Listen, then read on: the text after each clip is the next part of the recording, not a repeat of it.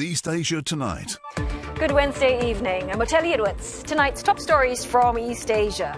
South Korea's impeached leader remains defiant after becoming the nation's first sitting president to be arrested.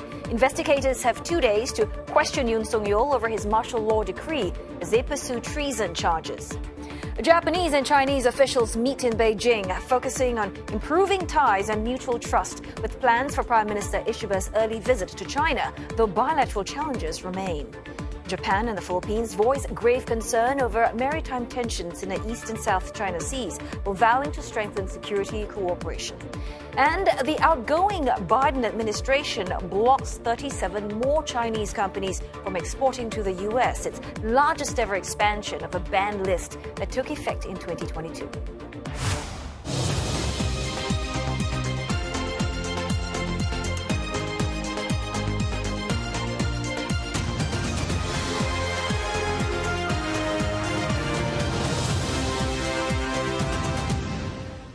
Ahead on East Asia Tonight, an exclusive interview with the CEO of Rystad Energy, an Oslo-based energy consultant, and we'll be speaking to him about how the policies of incoming U.S. president could shape global LNG demand. Plus, growing concerns at the United Nations over the impact of President-elect Donald Trump's second term as his inauguration draws closer.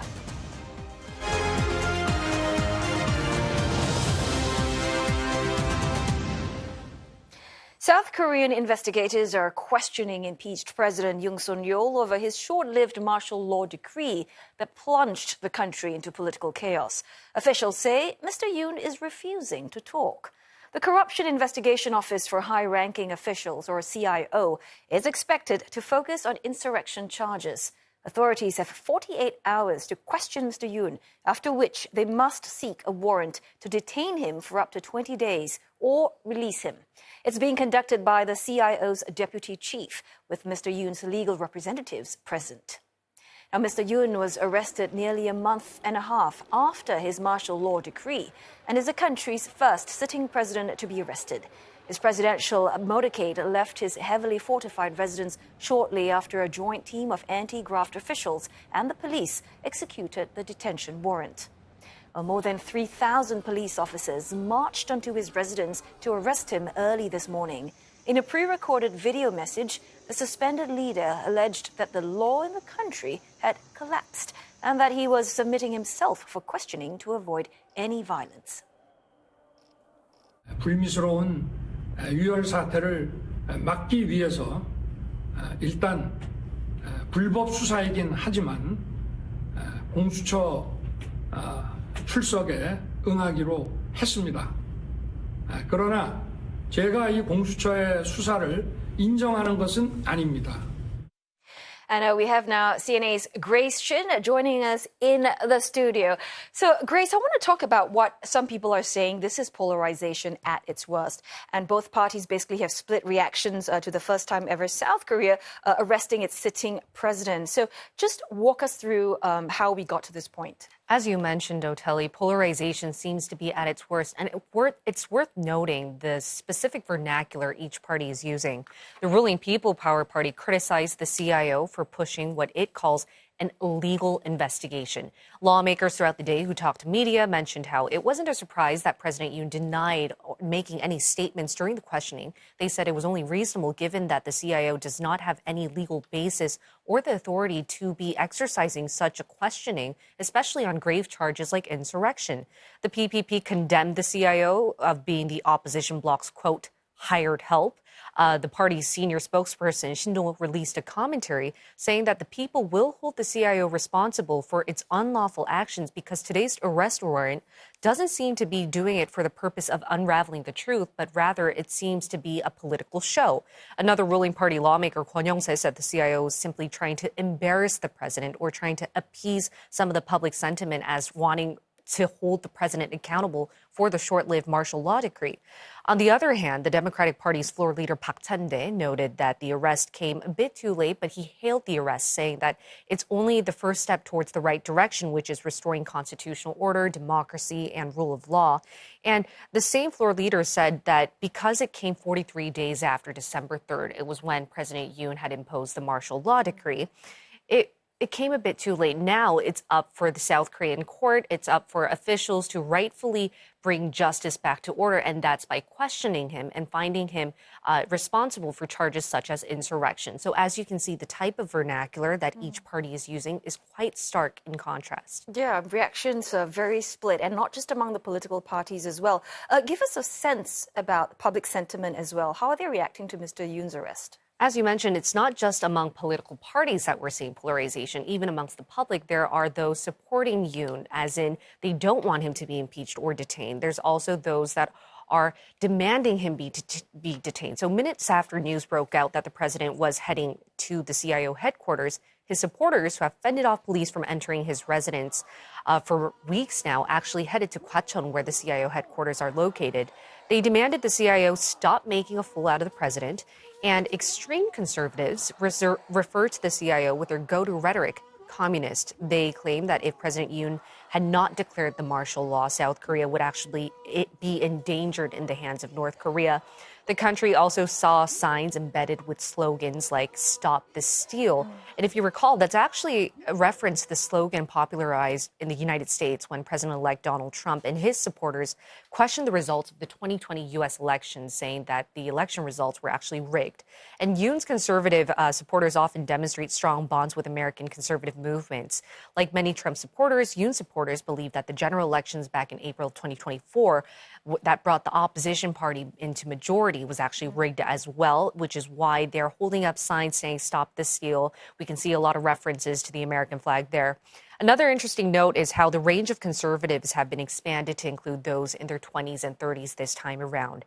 In his pre-recorded video that we just saw, Mr. Yoon also mentioned that a growing number of youth seem to be on the same page. But experts believe that the reason why we've suddenly seen Yoon and his ruling party's approval rates bounce back up from a record low of 12%, now a little over to 40%, is because the country is in fact so divided and the youth aren't buying the rhetoric from the Democratic Party, the opposition bloc, or some local media outlets that are claiming that Yoon should be charged with insurrection, especially since the Constitutional Court has not made their final decision or an indictment hasn't been made yet. And, well, at this point, we know that Yoon, he's remaining tight-lipped. He's not talking to the investigators, and they do have limited time. So help us understand, then, what are some of the implications for Yoon's political fate in the next few hours? Well, given the fact that the public is split, the political parties are split, we also need to keep an eye on the time that the CIO has when it comes to the arrest warrant. They are tight on time because they only have 48 hours, which means they can only hold Yoon until 10:33 a.m. local time on the 17th of January. If they want to continue detaining him for more questioning, they'll have to file another arrest warrant, which will buy them a total of 20 days. Now, the CIO says they have 200 pages worth of questioning content against Yoon, and it's basically trying to test out the legitimacy that he claims was only reasonable for why he had to impose the martial law decree. They're also questioning whether he ordered troops, armed troops, to stop lawmakers from entering the parliament on the night of the martial law. Another key question is whether he ordered unlawful arrest of key politicians that have vocalized dissent against him. Now, Yoon has reportedly denied everything. He has not been speaking on this matter. He has denied being filmed and recorded, given the fact that this might be used as evidence in court. And experts believe that he does have an upper hand given his legal background as former prosecutor general as well. So we're up to seeing what will be happening the next few days. That's right. Well, 200 pages worth of questions. Quite a lot to go through. Well, thanks so very much, CNE's Gratian, for joining us this evening. Right, and for more analysis and a deep dive into the current political situation, we are joined by M.J. Moon, Distinguished Professor at Yonsei University. Well, thanks very much, Professor, for joining us on East Asia tonight. I want to get your reaction to Mr. Yoon's arrest. Well, he stepped out willingly during this arrest. We saw that his whole demeanor was very calm when, he pre-recorded his message. Can you just tell us, what does this signal about his strategy or state of mind, and how do you think that's going to influence public perception of him during this crisis as it unfolds? Well, this morning, again, a lot of people actually glued to the television news. And initially, he did not willingly step out. It took about 6 hours to execute arrest warrant this time, but effectively done this time, unlike the first attempt about 12 days ago. I think this time CIO actually changed its strategy to weaken the leadership of President's Security Service. On the other hand, they really tried to persuade the security agent to collaborate with the investigation office. Well, so this morning, actually, a lot of security agents seem to be very cooperative. And there are some cracks in the security service team so that effectively the execution was done this morning. As covered, Mr. Yoon actually released a recorded video message. Actually, he repeatedly claimed that the warrant is illegal, investigation is invalid, illegal, but he responded this time to avoid the bloody confrontation. Now he's under interrogation by the CIO. The television news actually covered that the first investigation session was done, and then he's in the second investigation session. But I think he sort of refused to make any statement at this point, holding the right of silence, so to speak. So that I think, it'll be a next step. As covered, well, the CIO has only 48 hours. Right. They should cover a lot of questions. And as you mentioned, 200 pages. It's a long question items. Yeah. And it's really depending on how they do it. Yeah, Professor, I want to talk about CIO's credentials because, firstly, it's a relatively newly formed agency, formed back in 2021. And this agency has faced questions, right, about its authority, its capacity to handle such high-profile cases like this. So do you believe that the CIO is legally and structurally equipped to investigate a sitting president for alleged insurrection?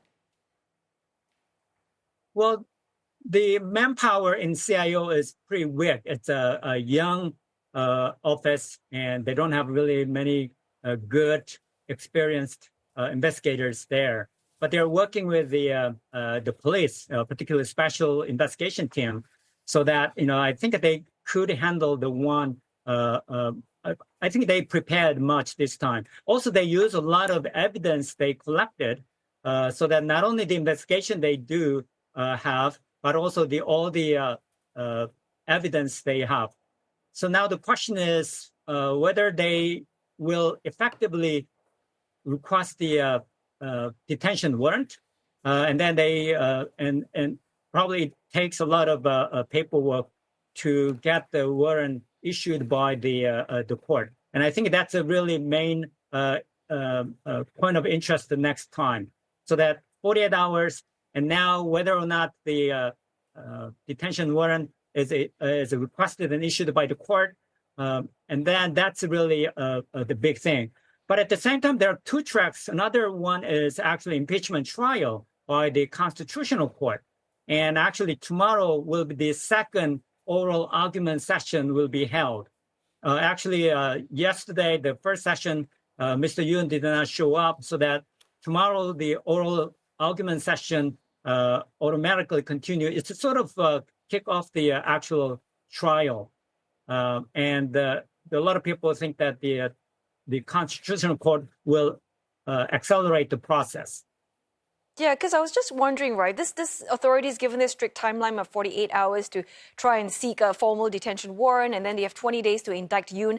Given that this is a complex nature of this case, do you think this time frame is realistic for a thorough investigation?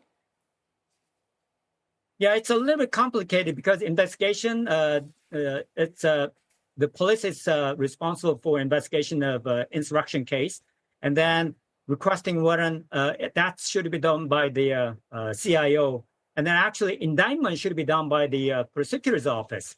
So that, there are a lot of organizations should be working together to make that happen. But I think given the situation, each part of the organizations, actually they're willing to do their own part. Now, we've also talked about, or rather we have seen how South Korea has all these significant political upheaval in recent years. So help us understand, Professor, how critical is this case, in restoring or further damaging the trust, for institutions like the CIO and the judiciary, for instance? Korean society has been suffering from deep scars from this situation. As it prolonged and then dragged on, I think, the political, social, and economic damages are becoming prevalent. And I think that's a really serious one. But hopefully it wrap up in a smooth way so that the society can terminate the uncertainty as soon as possible. I want to really point out the positive one. This serious aspects, I don't think there are many other countries can handle this situation in peaceful and legitimate way without having any physical violence situations. And hopefully Korea wrap up rapidly and work out this situation. And I think this sort of demonstrates the maturity of the Korean democracy and citizenship. Hopefully, Korean society continue to prove it. We certainly hope so. Well, thanks so very much for speaking with us this evening, Dr. M.J. Moon, Distinguished Professor at Yonsei University. Well, time now for a short break, but coming up next on East Asia tonight, lawmakers from Japan's ruling LDP meet Chinese Premier Li Qiang. Our Shanghai correspondent Tan Yu-guan has all the details.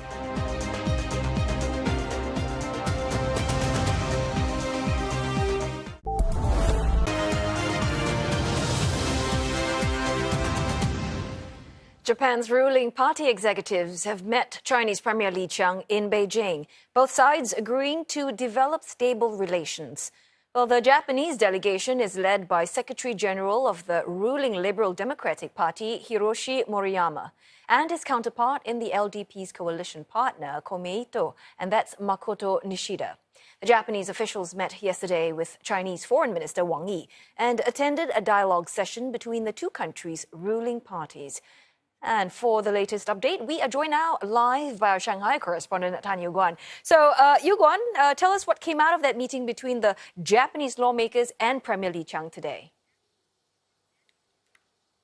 Well, during that meeting at the Great Hall of the People, the Liberal Democratic Party Secretary, Hiroshi Moriyama, is believed to have handed Premier Li a letter from the Japanese Prime Minister Shigeru Ishiba to Chinese President Xi Jinping. Now, Moriyama is believed to have told the Chinese side that Ishiba is eager to visit China at an early date. Now, Li, on the other hand, said that China-Japan relations are currently in a critical period for improvement and development, and he stressed the need to enhance mutual trust, deepen cooperation, and manage confrontation points.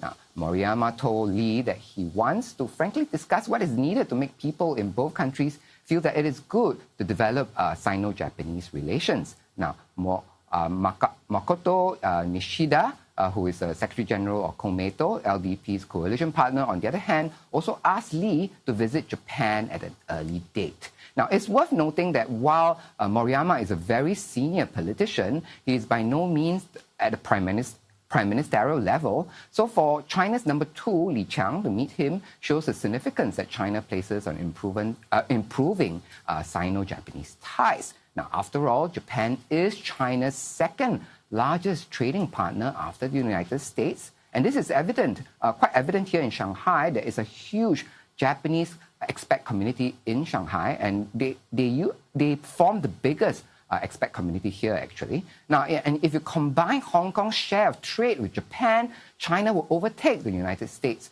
to be Japan's largest trading partner. Oteli? So they talked about enhancing mutual trust, well and good, but bilateral challenges still remain, right, Yu-guan? And I'm curious to know what are some of the major stumbling blocks in relations. Well, as you and I know, the biggest stumbling block would be that there are 3 countries in this relationship, right? The United States being the third party here, given that Japan is a staunch U.S. ally and the U.S. is currently implementing a containment policy on China, makes warm ties between the two difficult to navigate at best. Right. Now, of course, more recently, there was the issue of China's ban on Japanese fishery products after Japan decided to release treated radioactive water from Fukushima nuclear plant into the sea. Now, after Japan agreed to international monitoring, China did say it will gradually restore imports of aquatic products from Japan, but so far only koi is allowed through and seafood is still kept at bay. Now, there's also the historical grievances that we all know, given Japan's wartime atrocities in China are well documented and displayed in museums here, and also emphasized in history school books, in history books. Right. I recall a visit to the Nanjing Massacre Museum not too long ago, and I see children as young as 5 years old being brought by their parents to see these atrocities on display. So you can imagine how deep this is in the Chinese psyche. Now, of course, more recently, there were stabbing incidents in China, one in Shenzhen, which left a Japanese boy dead, and another in Suzhou, of which a Chinese woman was killed in the incident while trying to defend a Japanese mother and her young child. Now, this has an impact on the Japanese expat community here. Now, which is why one of the recurring themes of the statements coming out of these series of meetings is improving public perception of the two nations among each other's citizens. Now, this is much needed because a poll released not too long ago, last month in fact, indicated that Japanese and Chinese public perception towards each other was very low. Nearly 90% of those surveyed expressed a negative view of their neighboring country. Or Telly? Well, thanks so very much for those updates. CNA's Tan Yu-Guan, live in Shanghai. Now, foreign ministers of Japan and the Philippines, in the meantime, have expressed concern about maritime tensions in the East and South China Sea. 南シナ海において、地域の緊張を高める行為が繰り返されているということについては深刻に懸念をしております。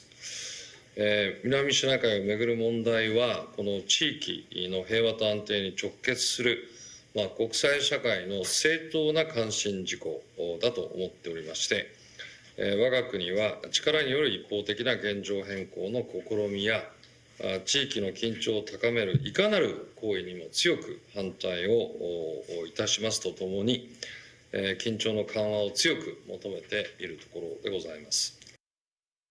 Both nations are looking to deepen their strategic partnership that dates all the way back to 2015. Defense and security are topping the agenda in the face of China's growing military might.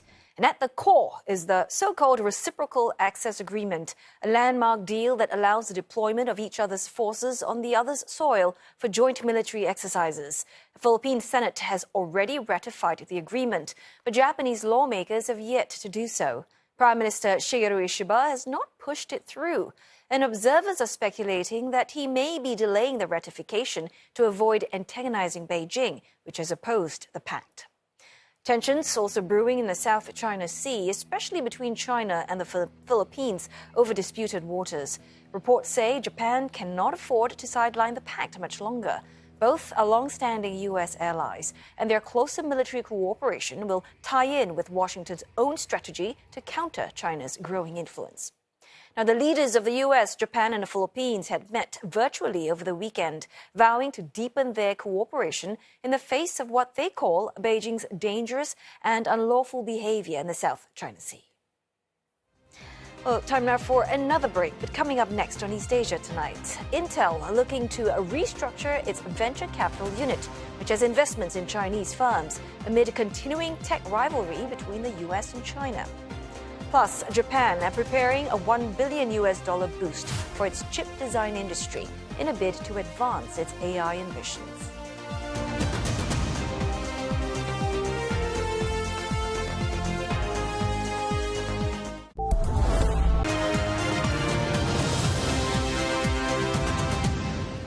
You're watching East Asia tonight. South Korea's impeached leader remains defiant after becoming the nation's first sitting president to be arrested.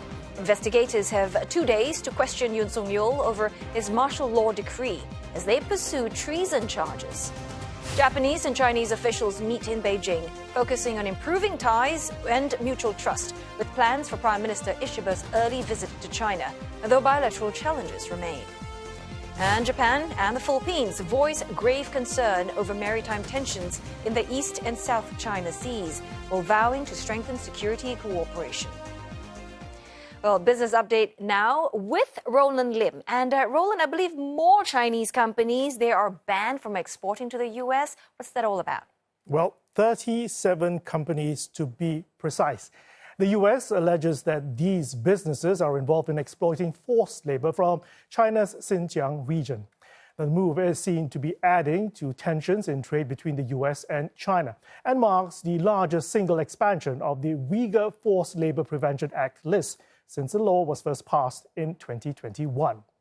The Biden administration has added 37 companies from China's mining, solar, and textile sectors to the list. And this includes mining giant Zhejiang Mining Group, a subsidiary of JA Solar Technology, and Huafu Fashion, bringing the total number of companies banned to 144. U.S. and European firms have been under pressure to pull away from factories operating in the Xinjiang region amid allegations of forced labor camps and poor working conditions involving the local Uyghur population. Now, Chinese officials strongly deny these claims, calling those, quote, malicious and based on groundless forced labor allegations. A Chinese Foreign Ministry spokesman also denounced the ban, saying that the move attempts to suppress and to contain China. Chinese provincial level regions are announcing their economic results for the past year, with some unveiling ambitious growth targets for 2025, despite ongoing headwinds. This typically gives an indication of the national GDP growth target that will be announced for the year at the closely watched annual political meetings in March. The country's central bank governor has said that GDP growth is expected to come in at about 5% for 2024, in line with China's annual target. Home to tech giants like Alibaba, a powerhouse, Zhejiang province in eastern China expects its GDP to grow by 5.5% this year, around the same rate of growth it estimated in 2024, buoyed by innovation as well as its digital economy. Another heavyweight in eastern China, Jiangsu province, says that some of its cities are targeting expansion of around 5% or exceeding 5.5% this year. It's reporting growth or around and exceeding 6% in cities like Nantong and Suzhou in 2024. Now, Jiangsu is China's second biggest regional economy and says that it'll focus on investment, consumption, and foreign trade to boost growth. China's manufacturing powerhouse Guangdong has a similar view for 2025, setting a growth target of around 5%. It's an indication that the national estimate may not be too far off despite geopolitical headwinds expected under a second Trump presidency. CNA's Deborah Wong reports. New Year, same goal. Although Guangdong looked set to miss the around 5% growth target last year, even falling behind smaller economies like Zhejiang, it's going to try again to reach it this year. 今年经济收入发展的主要预期目标是地区生产总值增长5%左右。当前广东经济社会发展还面临不少困难和挑战，外部环境变化带来的不利影响加深，我省经济外向度高，受到的冲击犹不可解。我们必须正视这些问题，切实采取针对性的措施予以解决。 Guangdong saw economic growth slow steadily in the first 3 quarters of 2024, with its GDP expanded at just 3.4% from a year ago. Guangdong's struggles clearly mean that other smaller provinces need to grow more rapidly in order to make up for the loss at the national level. For example, if Guangdong's growth dropped by 1%, then Henan's growth needs to increase by 2% to make up for the loss. That sort of highlights Guangdong's relative weight in the national economy. Analysts say China's property crisis had a harder impact on Guangdong, as many of the country's top property developers are headquartered there. Presiding over the annual session of the provincial legislature on Wednesday, the governor says that to address the issue, Guangdong will be using special bond funds to recover idle land and regularly issue real estate investment trusts in the infrastructure sector. The game plan is geared towards bringing in foreign investment, with Guangdong pledging to speed up construction of free trade zones, strengthen industrial supply chains and facilities to attract high-end scientific research teams. Now, the region's focus on new productive forces come naturally as it pioneered open market reforms and is also home to tech giants like Huawei, Tencent and BYD. Our generation grew up with the education of how Shenzhen has been successful in its role as a pilot place for reform and opening up. Quite naturally, we would count on Guangdong as a barometer for maybe innovating, for reform measures being tested there. If Guangdong does well, then its experience can be replicated to other parts of the country. I think that's why Guangdong is important for all of us.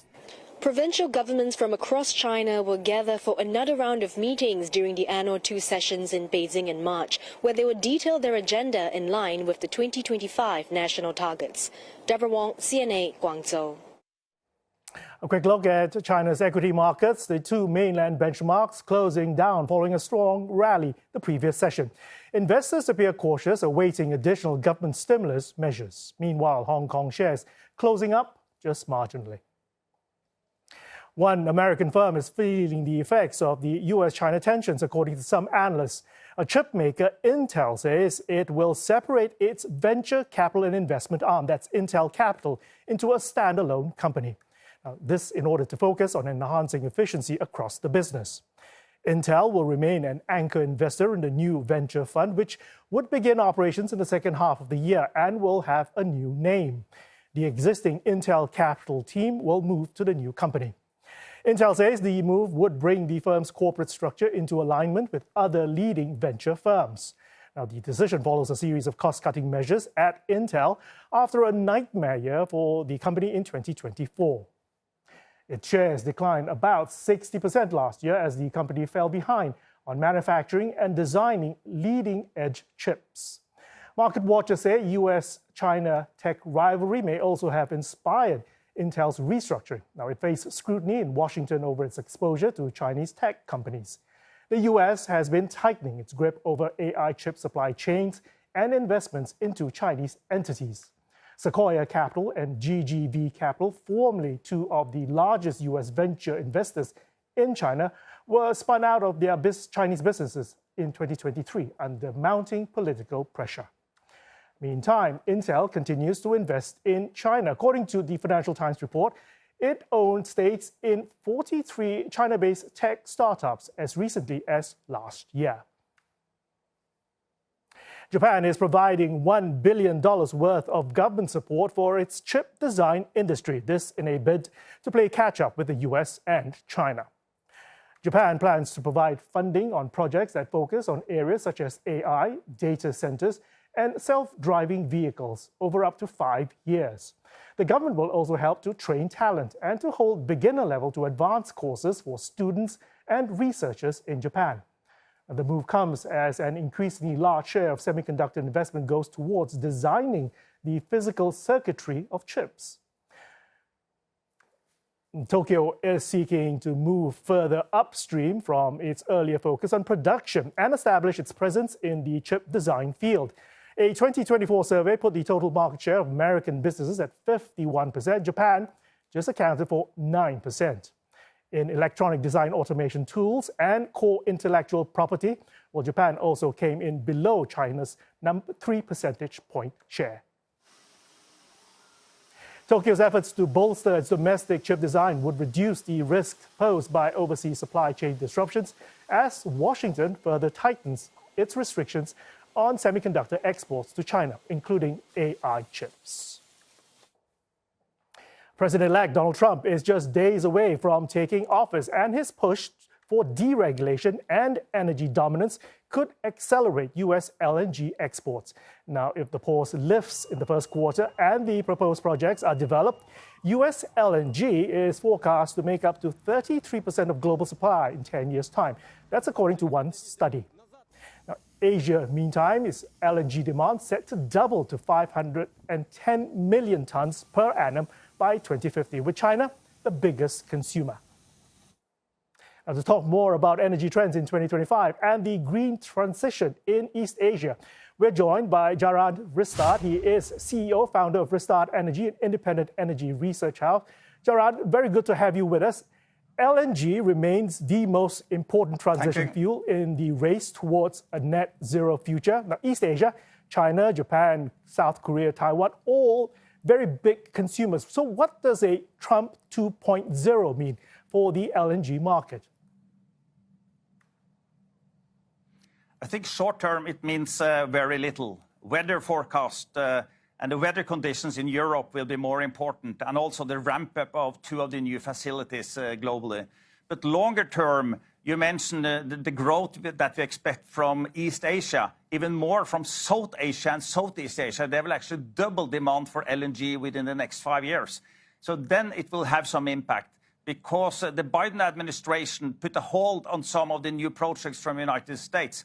And Trump is likely to release this, but the impact will only be quite some years down the road, since this is construction projects. Let's move on to crude oil. The world's top crude buyer is China, of course. Its oil imports are expected to peak this year because of its efforts in renewables as well as its economic slowdown. Where do you see demand going forward, and how will this impact oil producers? Yeah, this is very interesting development, because, as you mentioned, China has been the driver of the oil market for the last many years, and it's been growing on average more than 1 million barrels for the last 3 years. But now, where China is actually seeing peak oil demand. But still we see 800,000 barrels per day of growth from Asia in total, from countries like India and Indonesia, and still a small growth also from China. But also some growth from outside China, like from Russia and United States actually this year. So in total, 1.1 million barrels of growth in oil demand this year, much less than the growth in oil supply, which is quite abundant this year. And so, with the US also just imposing new sanctions on Russian energy sector, will the impact be limited, given that OPEC Plus could possibly stabilize supply by raising spare capacity? No, not because of that, I think, because they will need more time to get all that supply back. But I think that we are just now seeing the effect of the new sanctions on the new companies, Surgutneftegas and Gazprom Neftegas, which has in total 2 million barrels of production and about 900,000 barrels of export. And we are seeing that these volumes will not likely find an easy way out of the Baltic short term, and also about 1/3 of it from the Far East. But we think that Russia will be able to circumvent this production ban or these sanctions within some months.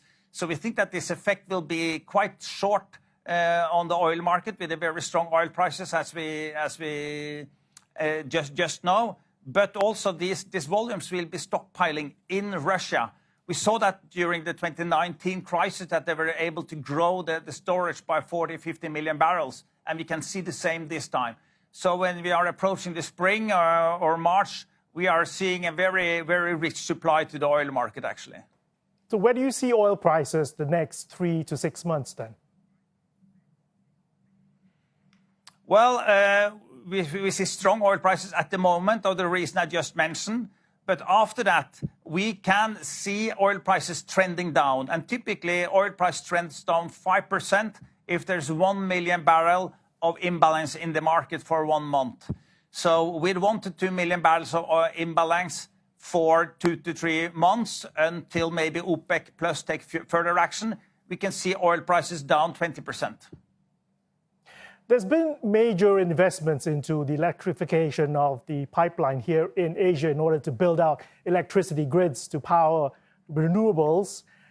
Has there been a shortfall in the spending here in Asia? How big of a difference does that make in terms of reducing carbon emissions in this part of the world? Yeah, first, we see tremendous investments as we speak, and China is now leading the global energy transition with a very quick build-out of especially solar, but also on wind and on storage. But still, I think we see some shortfalls in investments in storage, because this is really what is coming after all the new solar coming in. And we're seeing more and more overs with negative prices in Asia and Australia and Europe as well, because of shortfall of investments in storage. So we need more battery storage to come online. And also we need upgrades of the grids. So it's important that the government can support the private enterprises to offer PPAs to the builders of both storage plants and renewable power plants. And then I think we will continue to see a fast growth of renewables in Asia going forward. Jarand, I'm afraid we've run out of time, but thank you for all those insights. That was Jarand Rystad, CEO, founder of Rystad Energy. And that'll do it for business. It's back to you, Telly. Thanks so very much, Roland. Well, we are going to go for another break now, but coming up next on East Asia Tonight, President-elect Donald Trump's controversial pick for head of the U.S. Defense Department, grilled by senators during his confirmation hearing.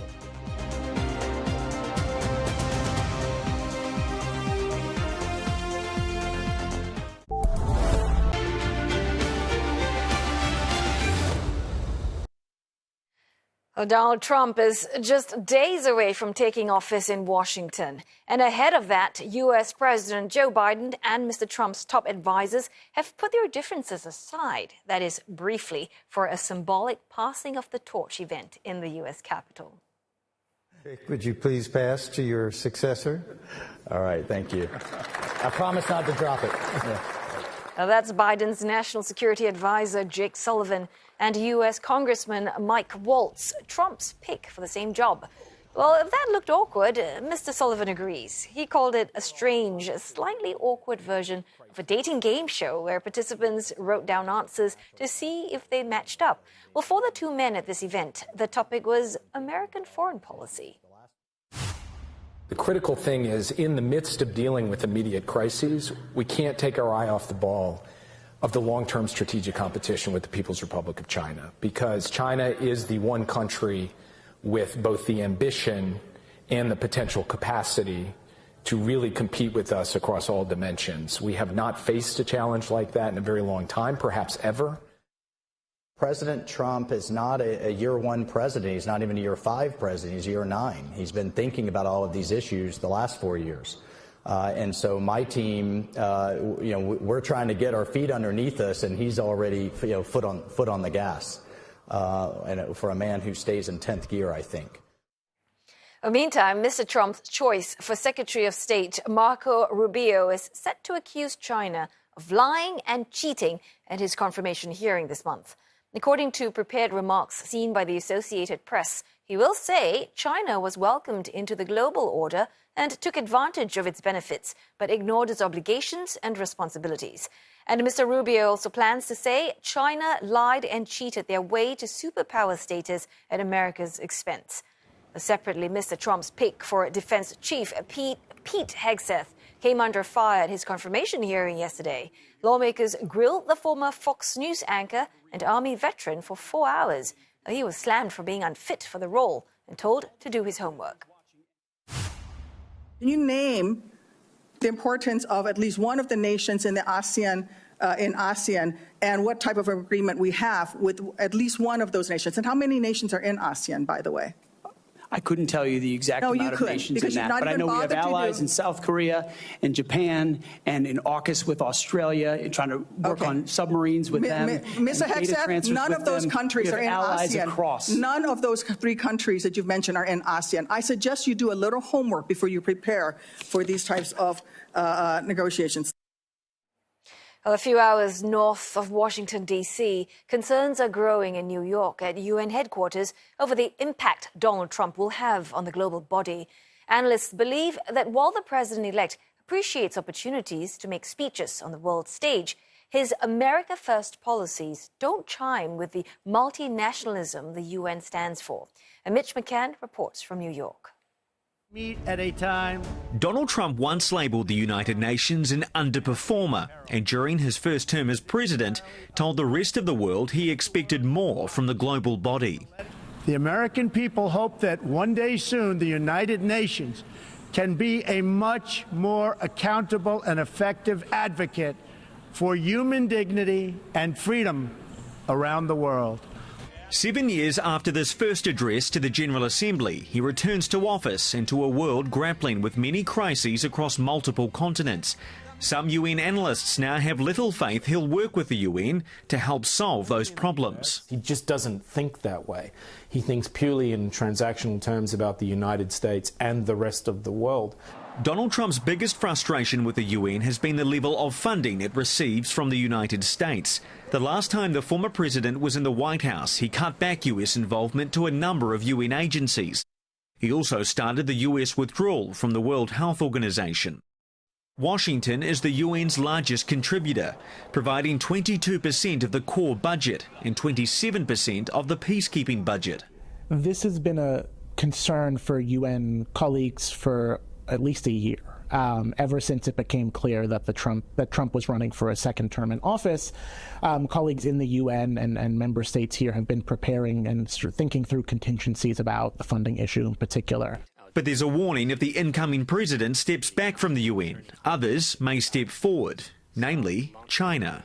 Daniel Forty from the International Crisis Group believes the relationship between the US and China will be a defining issue for the UN over the next 4 years. We've come to understand that the Trump team is going to view sort of asserting U.S. primacy vis-a-vis China as one of its sort of guiding ethoses at the UN over the next few years. Funding might be one domain where that takes place, but on a lot of other political and policy issues inside the Security Council, inside the General Assembly, we're likely to see the U.S. try and view the UN as a primary arena to manage its competition with China. Forty believes the area of most difference between the incoming and outgoing administrations will be their approaches to the war in Ukraine. President Joe Biden has been a fierce advocate for Ukraine, while Mr. Trump has said he wants a deal to end the war as soon as possible. He's also appointed Congresswoman Elise Stefanik as his ambassador to the UN, which she has called a den of anti-Semitism. All concerning signs for the likes of Simon Adams, who leads the Center for Victims of Torture from New York. We need the United States being in the room and being a player that's trying to work with others and trying to find global solutions. Instead, what we've got is Donald Trump, who's barely interested in the UN except as a public speaking platform, and a potential US ambassador to the UN who seems like she's partially committed to defunding it and undermining it. Donald Trump's return to power is being met with caution here at the UN, where analysts are concerned he'll be more focused on cutting funding than addressing the world's conflicts, famines and diseases. Mitch McCann, CNA, at the United Nations in New York. Donald Trump will take the oath of office for his second term in the White House on Monday. And CNA, of course, will be bringing you the ceremony live, alongside analysis from correspondents and experts. So do join us on the 21st of January, midnight, Singapore, Hong Kong time. Well, an unusual space launch took place just hours ago in the US, delivering not one, but two private moon landers into Earth's orbit, each with its own mission to eventually land on the moon. 3, 2, 1, ignition, and liftoff. The SpaceX Falcon 9 rocket carrying the landers roared into the dark skies early Wednesday morning from the Kennedy Space Center in Florida. It marks the start of a busy year of moon missions across the world in what's seen as a rush by countries to analyze Earth's natural satellite up close. Now, the first lander belongs to Firefly Aerospace's Blue Ghost Mission 1. It's part of a NASA program to put scientific payloads on the lunar surface. The second lander, called Resilience, is from Japanese company iSpace. This is their second attempt to put a lander on the moon. The first mission in 2023 failed after a misjudgment of the lunar altitude led to an empty fuel tank and subsequent crash. And if all goes well, the moon will get its first piece of art. Swedish artist Mikael Genberg's little red model, dubbed Moonhouse, is hitching a ride on the Japanese rover. Made out of aluminum and colored using space-certified paint, it has even been to the International Space Station, serving as a companion to Sweden's first astronaut. And then it's going to reach space, separate, land on the moon after 4 months of traveling, releasing the rover. The rover will go out, release the house, take some pictures, and leave it alone, standing there for thousands and maybe millions of years. And on that note, we wrap up East Asia Tonight this Wednesday. Don't forget your headlines anytime at cna.asia. And look us up on Facebook and on YouTube. Thanks for watching.